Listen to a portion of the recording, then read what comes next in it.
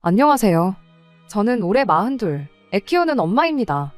아이는 이제 중3이고요. 매번 다른 분들이 보내주신 사연만 듣다가 저도 이렇게 저희 이야기를 한번 해보고자 사연을 보내게 되었습니다. 저희 시어머니가 아직 70대 중반이신데 생각하는 게 20년 전에 돌아가신 저희 할머니보다도 더 조선시대 마인드를 가지고 계신 분이세요. 그것 때문에 10년이 넘는 세월을 영까지 끊고 지냈죠. 다른 것도 다른 거지만 무엇보다 장남을 최고로 여기시는 게 특히 그랬어요. 제가 장남 며느리였다면 좋았겠지만 안타깝게도 저희 남편은 둘째 아들이었어요. 자식이 둘이 있는데 누구 하나가 더 애틋해서 편애를 할 수는 있다고 생각은 합니다. 물론 두 자식 다 똑같이 사랑해주고 아껴주는 게 제일 좋겠지만 무슨 이유로든 간에 조금이라도 눈에 더 밟히는 자식이 있겠지요. 그리고 둘 중에 누구를 더 아끼건 그건 시어머니 마음이니까 제가 상관할 일은 아니라 생각했어요. 이미 시어머니가 장남만 챙기는 그런 사람이라는 건 제 눈으로 직접 봤기에 결혼 전부터 그 사실을 알고 있었습니다. 그때까지만 해도 그냥 옛날 마인드를 가지고 계신 분이시구나 싶었고 그 사실 자체가 저희 결혼 생활에 있어서 크게 문제될 거라 생각하지는 않았어요. 그냥 남편 마음이 좀 서운하고 시어머니가 아주버님네를 더 챙기는 만큼 내 배가 조금 아프겠구나 그렇게만 생각했었죠. 하지만 결혼하고 나니 몰랐던 사실을 하나 더 알게 되었죠. 시어머니만 장남을 챙겨야 하는 게 아니었어요. 온 가족이 집안 장남을 위해 희생하고 양보해야 한다는 생각을 가지고 계셨죠. 장남인 아주버님한테 떡 하나 주고 남편한테 떡 반 개 주고 그러겠거니 생각했는데 우리 시어머니는 그게 아니라 장남인 아주버님한테 떡 하나만 주는 게 아니라 남은 반 개까지 다 주시는 분이셨지요. 하지만 그게 끝이 아니라 한 개도 아니고 반 개를 주는 게 손이 좀 작아 보이지 않냐며 둘째인 남편한테 어떻게 저 반 개를 한 개로 만들어 오라 시킨 다음에 온전한 한 개를 만들어서 장남인 아주버님한테 가져다주는 편애를 하셨습니다. 말인즉슨 동생인 남편 또한 장남인 아주버님의 뒷바라지를 해야 하는 사람 중 하나였다는 거죠. 그런데 결혼하고 나니까 이젠 며느리인 저까지 아주버님을 챙겨야 한다는 시기였습니다. 아무리 시어머니가 편애를 하고 장남만 챙기는 그런 분인 거 알고 결혼했다고 한들 저까지 아주버님을 위해 양보하고 희생까지 하고 싶지는 않았어요. 그리고 결국 그 때문에 시댁과는 결혼생활 2년을 넘기지 못하고 사이가 멀어지게 되었습니다. 남편하고는 연애 결혼을 했는데 그때 당시 저는 중소기업에서 사무직으로 일을 하고 있었어요. 연봉은 1,900만 원으로 그냥 남들 받는 정도 받고 일하고 있었어요. 제 경력에 제 나이에 잘 버는 것도 아니고 엄청 못 버는 것도 아닌 그저 그런 연봉 있잖아요. 그리고 남편은 당시 아주버님하고 동업관계로 둘이서 같이 사업을 하고 있었어요. 벌이는 달에 한 200에서 250 사이로 그때그때 달랐습니다. 지방이라 집값이 비쌌던 것도 아니었고 둘이 합치면 그냥 먹고 살기엔 모자라다 못해 넘칠 만큼 넉넉한 돈이었지요. 다만 결혼하면서 대출을 생각보다 더 많이 받아야 했어요. 결혼 준비를 하면서 시어머니가 이건 확실히 알고 결혼하라면서 저한테 딱 잘라 한마디 했던 게 있거든요. 당신들 죽거든 유산은 전부 장남한테 넘겨줄 생각이니 그거 탐낼 생각 하지 말라고요. 그걸로 혹시나 나중에 집안에 분란을 일으킬 생각이라면 당장 결혼할 생각부터 접으라는 식으로 말을 하셨죠. 그런데 뭐 시부모님이 어디 누구한테 물려준다고 할 만큼 대단한 재산이 있던 것도 아니었거든요. 애초에 남편하고 결혼하기로 정했던 건 남편의 사람됨됨이 때문이었지. 어머님이 뭘 갖고 있고 말고 그런 건 알지도 못했고 생각에도 없었어요. 있어도 그만, 없어도 그만인 것 같은데 별로 상관없을 것 같아서 그렇게 하겠다 했고요. 다만 시어머니가 유산만 안 주는 게 아니고 결혼하면서 저희한테 땡전 한 푼 안 보태주실 줄은 몰랐었네요. 그래서 저희 집에서도 땡전 한 푼 안 받아왔고요. 아무튼 그때서야 시어머니가 첫째랑 둘째를 대놓고 차별하는 장남만 챙기는 그런 사람이라는 걸 그때 처음 알게 되었습니다. 남편도 그제서야 시어머니가 원래 자기보단 형님을 더 아끼신다는 사실을 말해왔어요. 왜 진작에 말을 안 했었냐고 물어보니 괜히 유난스러운 시어머니인 거 알면 제가 자기랑 결혼할 생각이 달아날까봐 그랬다는데 그때는 뭐 저도 그랬지만 남편도 어렸으니 충분히 그걸 약점으로 생각하고 숨길 수 있는 문제라 생각하고 그냥 쿨하게 넘어갔어요. 대신 나한테 앞으로 그 어떤 것도 숨겨서는 안 된다고, 부부 사이에는 신뢰가 가장 중요하다는 걸 항상 염두해줬으면 좋겠다, 그렇게 한마디 해주고, 결혼하기 앞서서 나한테 숨기는 거 하나 있었던 것만큼 앞으로 나한테 잘해달라, 그렇게 말하고 넘어갔지요. 그런데 시어머니가 그냥 장남만 편애하는 정도가 아니라 온 가족이 전부 나서서 장남한테 몰아주고 퍼줘야 한다고 생각하는 사람이라는 걸 결혼하고 나서야 알게 되었을 땐 조금 충격적이었네요. 다만 남편이 저한테 그 사실을 숨겼다고까지 생각하지는 않았어요. 그냥 여지껏 평생을 그렇게 살아왔으니 그게 남편 입장에서는 당연한 편애라고 생각했던 게 아닐까 싶었거든요. 대신에 이젠 결혼한 만큼 남편까지 나서서 아주버님한테 퍼주는 건 못하게 해야겠다 하는 생각이었습니다. 아무튼 그렇게 저희는 결혼을 했고 반년 정도 지나서 아이를 갖게 되었어요. 갚을 대출이 많았던 만큼 애시당초 계획했던 것보다 훨씬 일찍 찾아온 아이였지만 다른 생각하지 않고 최선을 다해서 키울 생각이었습니다. 그리고 당연히 온 가족이 저희들한테 아이가 생겼다는 사실을 축하해 줄 알았어요. 그런데 그게 아니었죠. 원래도 시어머니가 저한테 엄청 살갑게 대해주고 챙겨주고 하는 분은 아니었어요. 그런데 저희가 아이가 생겼다는 사실을 알고 난 뒤부터는 오히려 유독 저한테 짜증도 많아지고 조금 막 대한다는 느낌이 들 정도로 유난을 떠셨죠. 시부모님한테 손주 안겨드린다고 갑자기 장남에 대한 사랑이 저희한테 옮겨올 거라고는 기대조차도 하지 않았지만 축하한다는 말은 못해줄 망정 오히려 평소보다 더 저를 긁어대는 시어머니가 도무지 이해가 가질 않았습니다. 그런데 알고 보니까 그게 다 사랑에 맞지 않는 장남 아주버님 때문에 그랬던 것이었다는 걸 알게 되었어요.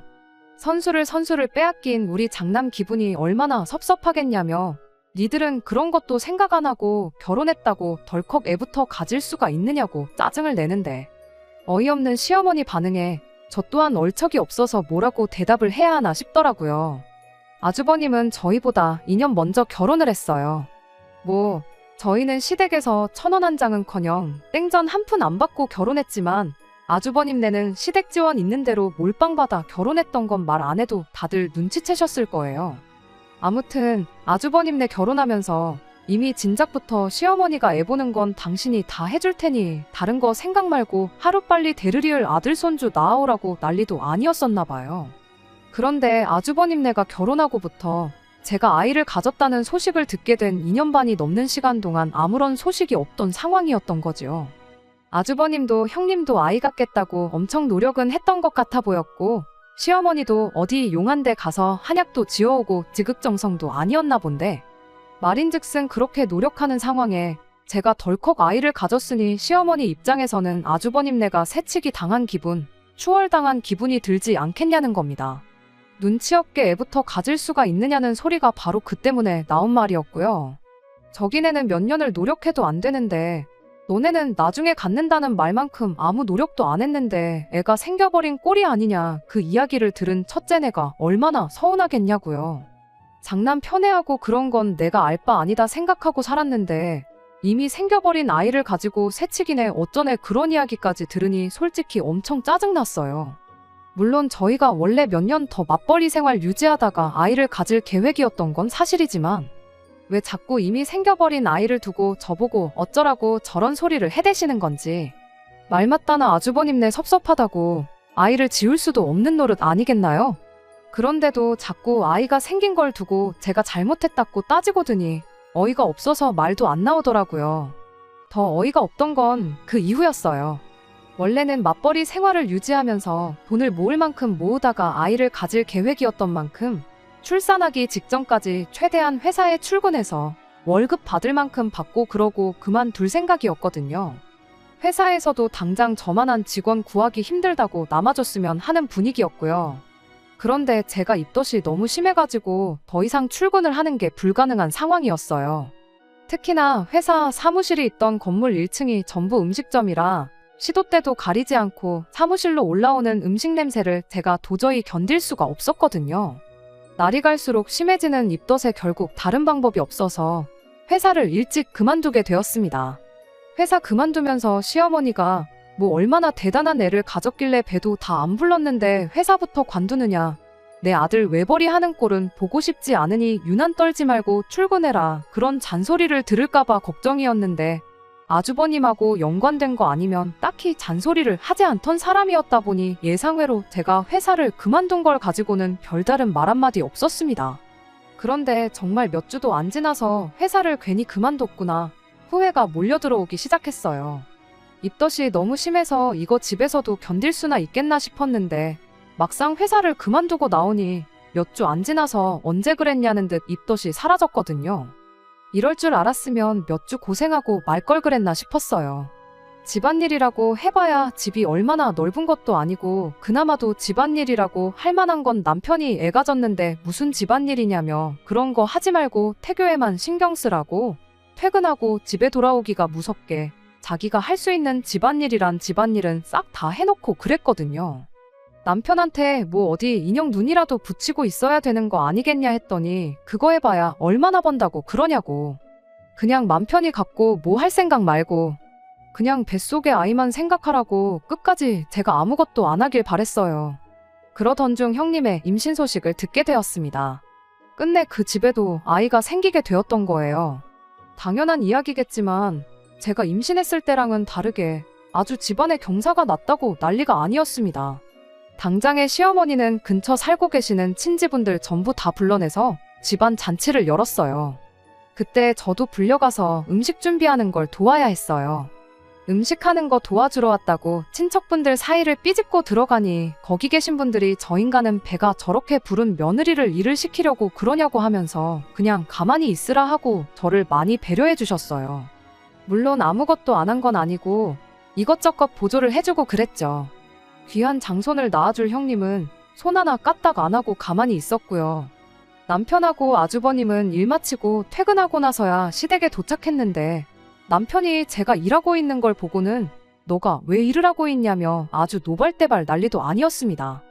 애는 뭐 형수님만 가졌냐고 차려놓은 잔치상을 뒤집어버릴 기세로 성질을 부리기 시작했는데 남편한테 그래도 오랜만에 이렇게 집에서만 가만히 있는 게 아니라 모처럼 몸을 움직이니 기분이 좋다고 그리고 다른 친척 어른분들이 배려해 주셔서 힘든 일 하나 안 하고 편하게 있었다고 그러니까 참으라고 남편을 뜯어말렸죠.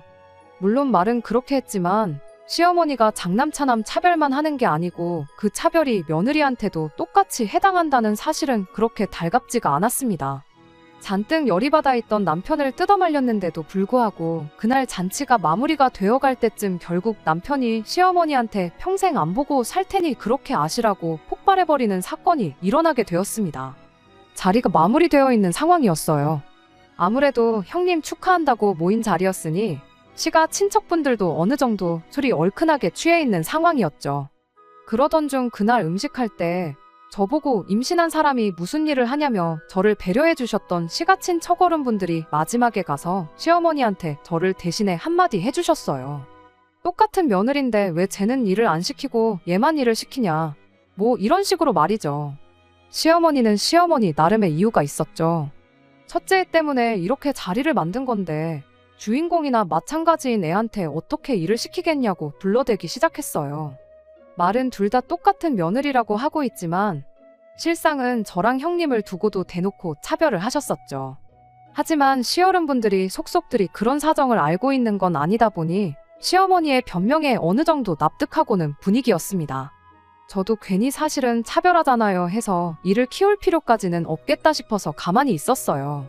그런데 평소에도 시어머니랑 사이가 조금 안 좋은 작은어머님이 어머님더러 둘 다 똑같은 며느리면 둘 다 똑같이 일을 안 시켰어야 하는 거 아니냐고 말꼬리를 잡고 늘어지기 시작했습니다. 애초에 저희 시댁이 장남을 최고로 여기는 집안 분위기가 있어요. 그래서 시어머니가 아주버님만 아꼈던 거고요. 거기에 시아버지 또한 집안의 첫째이자 장남이었습니다. 그렇다 보니 시고모님들이며 작은어머니들이 시어머니한테 조금 안 좋은 감정을 가지고 있었나 봐요. 그런데 점점 저한테 일을 시켰던 걸 이유로 언성이 높아지고 있는 그 장면을 때마침 시아버지가 목격해버린 겁니다. 아버님은 또 어머님이라면 꿈뻑 죽는 분이셔서 대번에 좋은 날에 이게 무슨 소란이냐고 니들은 위아래도 없냐며 언성을 높이기 시작했죠. 상황이 어쨌든 간에 좋은 일로 모인 자리인데 분위기가 갑자기 이상해지고 그 상황의 중심에 제가 있다는 게 굉장히 불편했습니다. 그렇다 보니 제가 아무 말도 하지 않을 수가 없었어요. 그래서 남편한테 설명했던 것처럼 똑같이 한마디 했죠.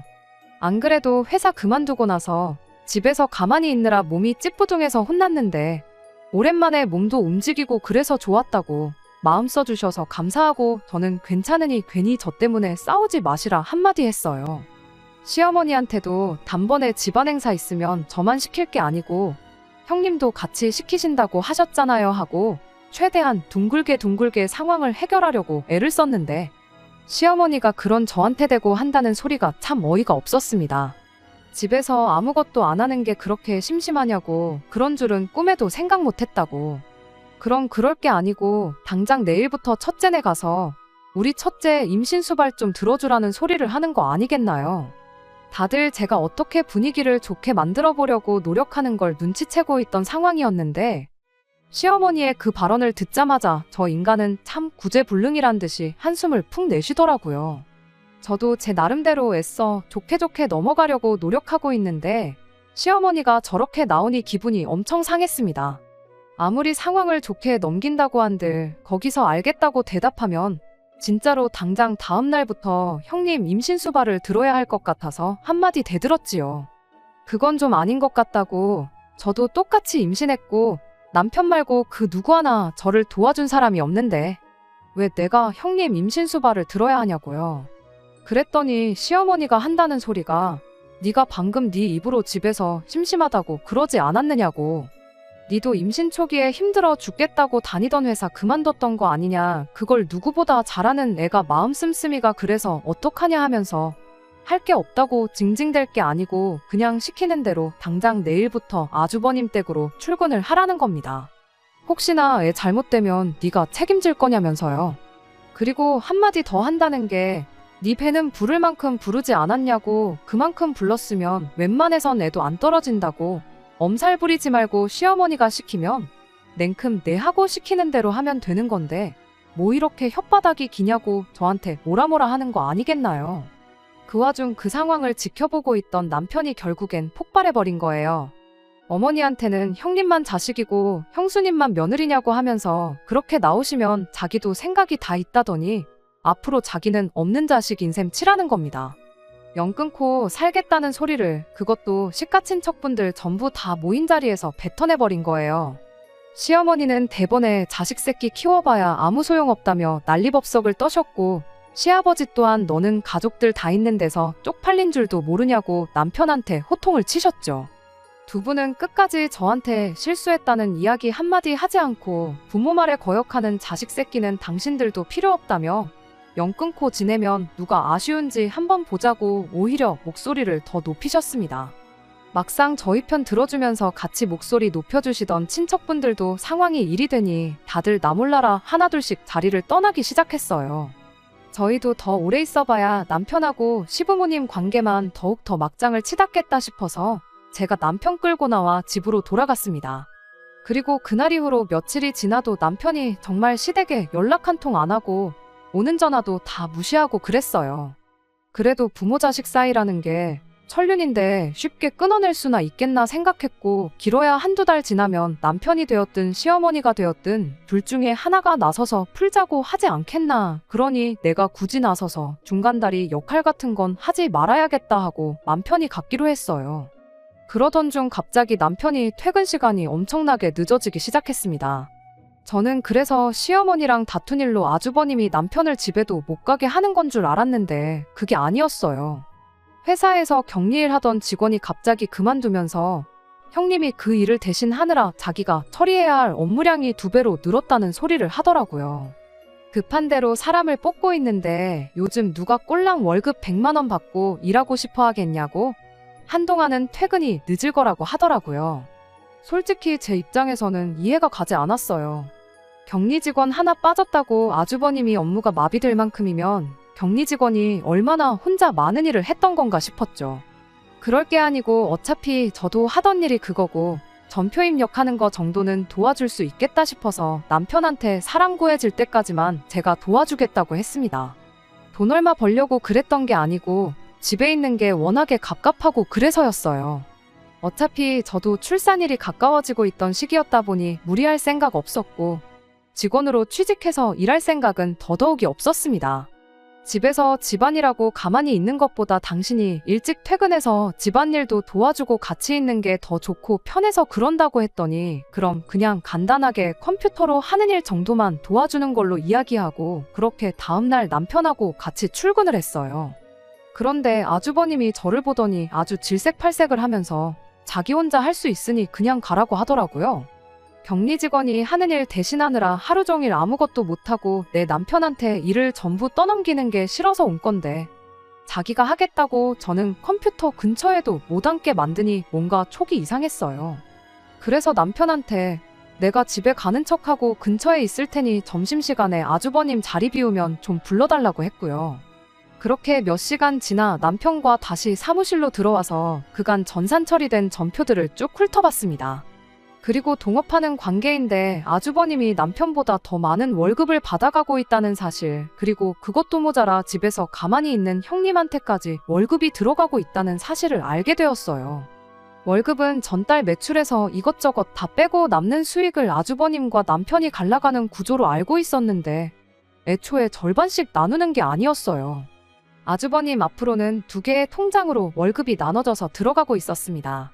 하나는 남편이 받아간 액수와 똑같은 액수로, 그리고 나머지 하나에는 집에 있어야 할 형님하고 똑같은 액수로 적게는 30만 원, 많게는 100만 원씩 들어가고 있었어요. 당연히 내 남편이 더 받아갔어야 할 월급을 뒤로 빼돌려서 형님 앞으로 따로 챙기고 있던 겁니다. 시어머니가 유난스러운 거지 아주버님네는 무슨 잘못이 있겠냐 그렇게 생각했는데 이건 뭐 실질적으로 남편만 고생시키고 돈은 돈대로 빼돌리고 있는 게 아주 상종 못할 인간들이다 싶더라고요. 횡령으로 고소를 하니마니 그런 것도 좋았겠지만 그보다는 이 집 식구들하고 얽혀봐야 우리 미래에 좋은 거 하나 없겠구나 하는 생각뿐이 들지 않았어요. 어차피 남편이 시댁과 연을 끊겠다 선언한 와중에 굳이 다시 잘 지내보자고 화해해서 평생을 더러운 꼴 견디며 사느니 이대로 연을 끊어버리는 게 좋겠다는 생각이었습니다. 남편도 그동안 자기 돈을 빼돌리고 있었다는 사실에 질려서 두 손 두 발 다 들어버린 모습이었어요.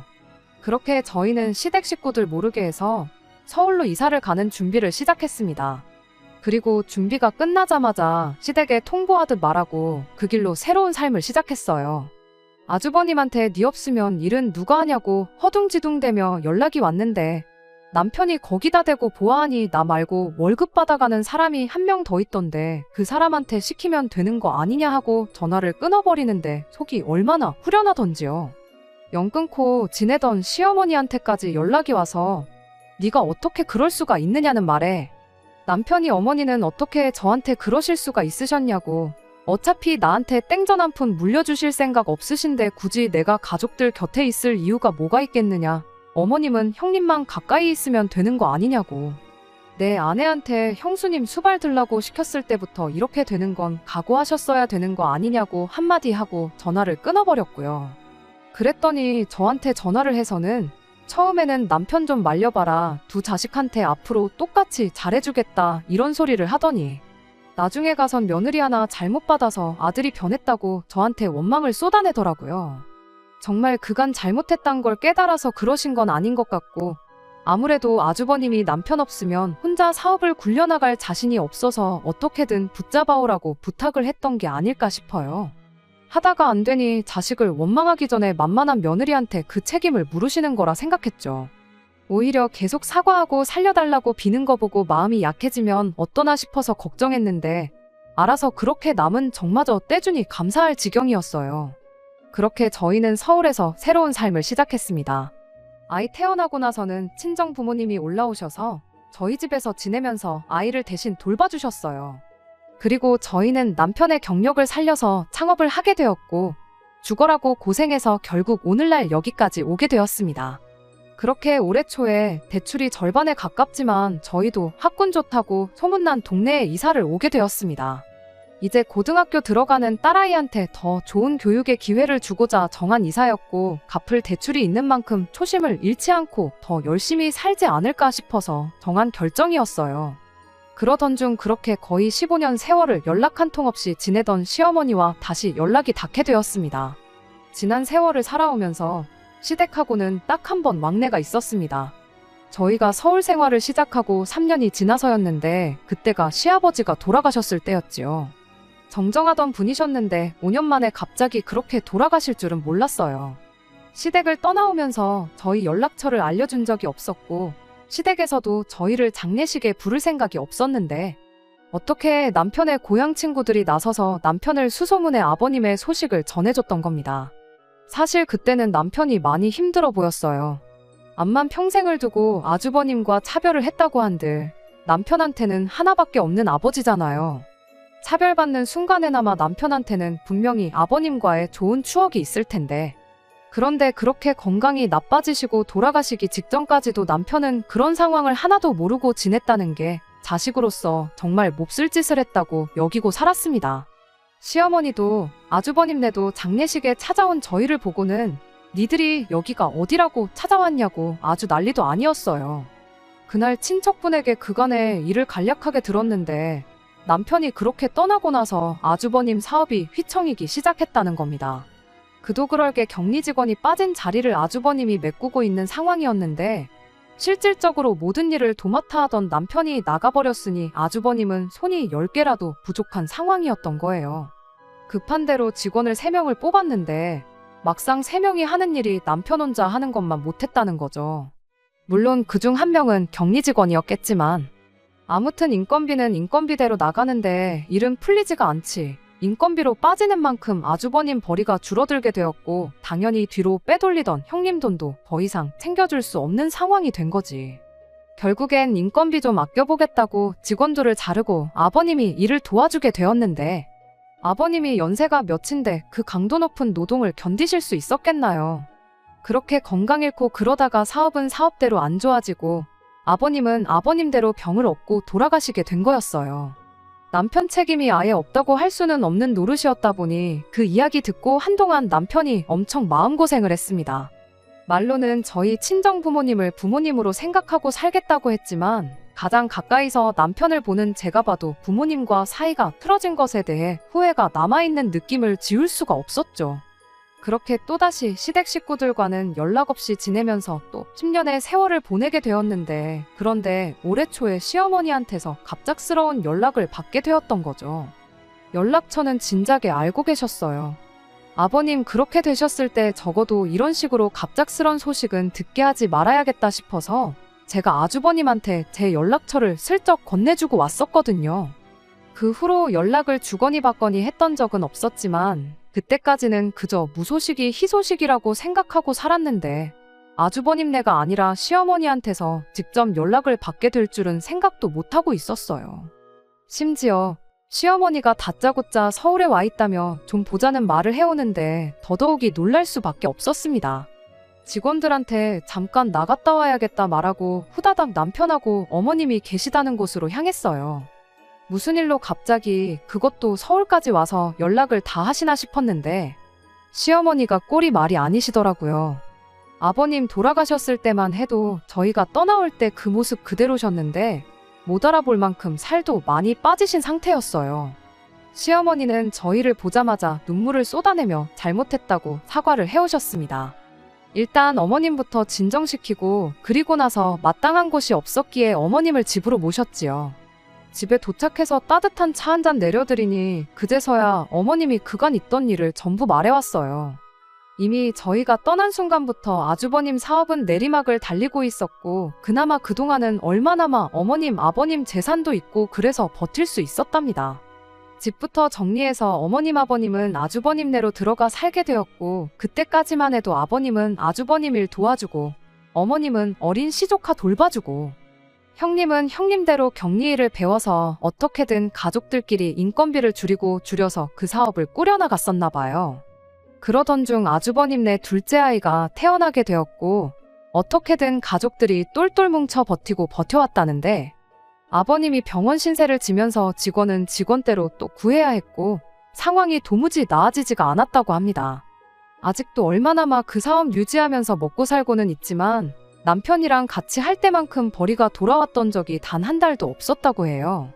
그러면서 아버님은 결국 돌아가셨고 어머님은 어머님 나름대로 시조카들 돌봐준다는 명목하에 같이 그렇게 살아왔는데 애들이 클 만큼 큰 상황에 형님 입장에서 시어머니는 그냥 사업에도 도움 안 되고 그저 밥만 축내는 사람 중 한 명에 불과했던 겁니다. 더 이상 물려줄 유산 하나 남아있지 않은 상황이니 더더욱이 형님 입장에서는 그런 시어머니가 짐짝처럼 느껴졌던 거죠. 결국 시어머니를 두고 형님하고 아주버님이 몇 날 며칠을 박터지게 싸웠다네요.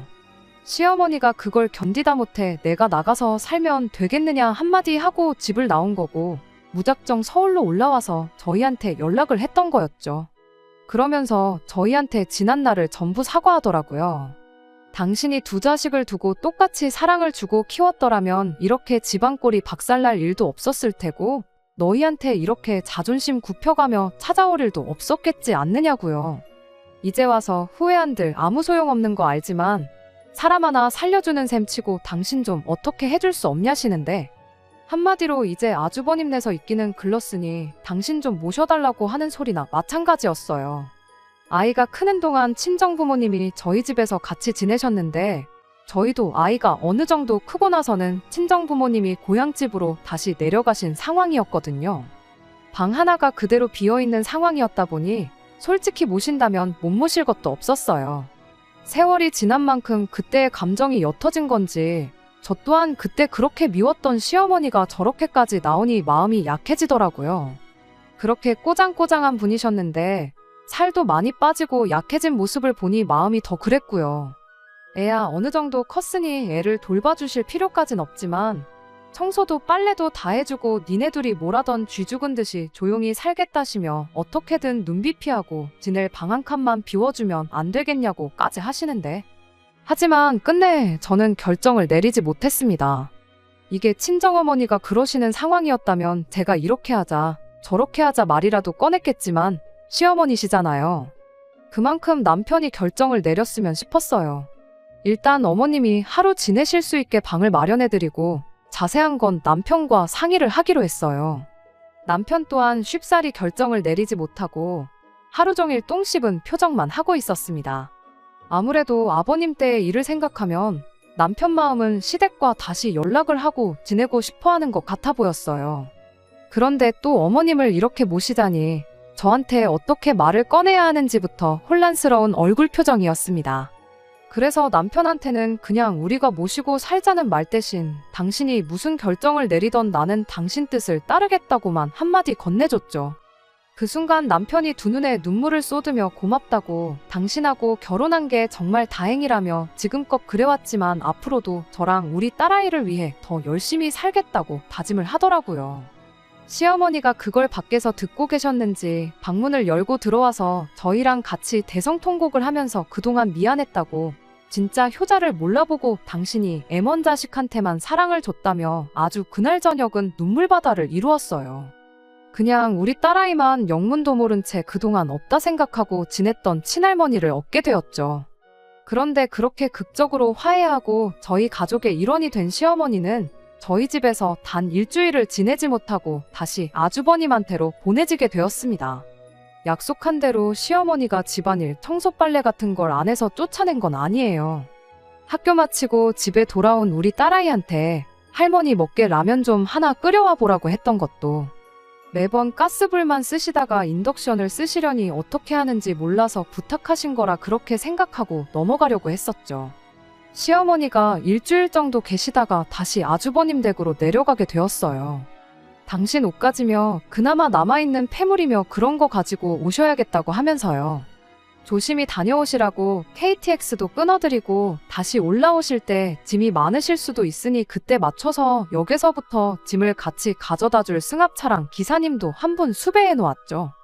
그렇게 아침에 시어머니를 역에 모셔다 드렸고 그 길로 출근한 뒤 집에 돌아와 어머님 오시는 걸 기다리고 있었어요. 그리고 저녁 8시쯤 해서 어머님이 도착을 하셨는데 초인종 소리에 현관문을 열어드렸더니 시어머니 혼자만 온 게 아니고 양옆에 처음 보는 애들 둘을 데리고 왔더라고요. 순간 이게 무슨 상황인가 싶었어요. 시어머니가 대번에 애들 등을 떠밀면서 작은엄마랑 작은아빠한테 인사를 하라고 하더니 당당히 집 안으로 애들을 데리고 들어오시는 겁니다. 남편이 대번에 어머님 붙들고 방으로 모셔가서는 이게 무슨 상황이냐고 물었어요. 아주버님네하고 돌아선 건 돌아선 거지만 저 애들은 당신이 아기 때부터 키운 당신 자식들이나 다름없다는 말도 안 되는 소리를 하시며 듣자 하니 여기 동네가 애들 공부하기 좋은 동네라고 들었다고, 이런 데서 공부해야 애들끼리 인맥도 생기고 학구열도 높아서 공부는 공부대로 열심히 한다고 하는데 얘들도 여기서 같이 좀 지내면 안 되겠냐는 겁니다. 대학 갈 때까지만 지내면 되는 거니까 첫째는 4년만 지내면 되고 둘째는 6년만 지내면 되는 거니 어려운 부탁 아니지 않냐면서요. 남편이 그게 무슨 말도 안 되는 소리냐고 대번에 대꾸를 했는데 어머님이 하시는 말이 니네 집도 이렇게 비싼 데서 살 정도면 돈도 어느 정도 번다는 소리 아니냐고, 애들이 먹어봐야 얼마나 먹겠냐며 다른 건 몰라도 두 시조카 뒷바라지는 당신이 알아서 챙길 테니 걱정을 하덜 말라고 능청스럽게 한마디 하시더라고요. 그래도 장손인데 이 할머니가 마지막으로 얘들한테 해줄 수 있는 게 교육의 기회를 주는 거 아니겠냐고. 그런 지방 동네에서 공부해봐야 서울에 있는 학교 문턱이나 밟겠냐. 이왕 모시고 살기로 한 거 여기까지만 더 부탁하겠다는 소리를 하시더라고요. 바로 전날 눈물 콧물 쏟으며 대성통곡하던 시어머니는 온데간데 없었고 살이 조금 빠지셨다 뿐이지 지난 세월 장남하고 둘째 대놓고 차별하고 편애하던 막무가내 시어머니로 돌아와 계셨어요. 남편은 이럴 수는 없다며 그 길로 싸들고 온 짐이고 뭐고 전부 가져나가 자기 차에 싣고는 시조카들하고 어머님을 데리고 바로 시댁으로 출발했습니다. 당신이 거길 왜 다시 가냐고 버텼지만 시어머니가 남편임을 당해낼 수가 없었지요. 아무 잘못도 없는 애들한테는 그런 꼴 보여서 미안하지만 안 되는 건 안 되는 거다 단호하게 말해주고 그 길로 다시 시댁으로 향했습니다. 시어머니가 달리는 차 안에서 뛰어내리겠다 아주 난리도 아니었어요. 정작 실행에는 옮기지 못하셨지만 아무튼 그렇게 시댁에 도착하자마자 어머님 짐가방이며 뭐며 그 길로 아주버님 댁에 내려놓고는 어머님한테 끝까지 이렇게 자식을 배신하실 수가 있냐며 연락해도 안 받을 거고 찾아오셔도 보러 가지 않을 테니 이왕 지난 세월 영 끊고 지내던 거 평생 하지 말자 한마디 하고는 다시 차를 돌려 집으로 돌아왔습니다. 딸아이도 그렇고 저도 그렇고 이게 다 무슨 일인가 싶었죠. 며칠 지나서 왜 이런 일이 생긴 건지 알게 되었는데 애초에 시어머니가 집에서 쫓겨난 게 아니었고 살도 그냥 세월이 지나면서 자연스럽게 빠지셨던 거였어요. 남편한테 아버님 돌아가셨다는 소식을 전해줬다는 고향 친구가 아주버님하고도 어느 정도 친분이 있는 사이였거든요. 그리고 저희가 올 초에 이사했다는 소식을 그 친구가 알게 되었고 그 이야기를 결국엔 아주버님까지 알게 되었던 겁니다. 그리고 이 소란이 전부 어떻게 잘만 구슬르면 자기 자식들도 똑같이 강남에서 학교 다닐 수 있게 만들 수 있겠구나 싶고 하는 김에 시어머니까지 저희한테 떠넘길 수 있겠다 싶었던 아주버님의 개수작이라는 걸 알게 되었어요. 남편이 아주버님한테 평생 받기만 해온 사람이 이제 와서 나한테 뭘 바라냐고 염치 좀 챙기고 살라고 한마디 하고는 아주버님네하고도 평생을 안 보고 지내겠다 그렇게 선언하고 이 사건은 일단락되었습니다. 그리고 정말 얼마 전에 남편의 고향 친구 통해서 시어머니 소식을 전해 듣게 되었어요. 이 사건이 이러나 저러나 애들을 좋은 데서 교육시키고 싶어 꾸몄던 아주버님과 형님의 개수작이긴 했는데 두 사람한테는 이참에 시어머니도 떼놓을 수 있는 기회였구나 생각했었나 봐요. 그런 시어머니가 임무에도 실패하고 다시 한 식구가 되어버렸으니 아주버님하고 형님 입장에서는 뭐 하나 달라진 게 없는 이 상황이 마음에 안 들었던 겁니다. 아주버님이 시어머니한테 그 쉬운 거 하나 똑바로 못하고 오시냐고 아주 난리도 아니었고 그걸 빌미로 아예 아주버님이 시어머니를 집에서 내쫓아버리고 그 둘이서도 연을 끊고 지내게 되었다고 해요. 이미 유산은 전부 다 아주버님네한테 전부 다 퍼주다시피 해서 손에 남은 것도 없었고 그냥 어디 동네에 아는 분 남는 방에 전세로 남은 전 재산 다 보증금 내고 거기서 혼자 지내고 계신다고 합니다. 잠깐이지만 진짜로 어머님이 걱정되었던 순간도 있었고 한 집에 같이 살기로 하면서 지난 15년 세월 영 끊고 지내왔던 거 만회하고 다시 한 가족이 되고 싶은 생각이었어요. 하지만 그 복을 자기 발로 차버린 건 시어머니 본인이라고 생각합니다. 당신이 굴러들어온 복을 차버렸는데 신경이 쓰이긴 하지만 혼자 된 시어머니를 안쓰럽게 여기진 않으려고요. 믿는 도끼에 발등 찍히는 것도 이제 여기까지만 하려고 합니다. 끝까지 들어주셔서 감사합니다. 오늘의 사연은 여기까지입니다. 구독과 좋아요, 알람 설정 부탁드리고 더 좋은 사연으로 다시 찾아뵙겠습니다. 감사합니다.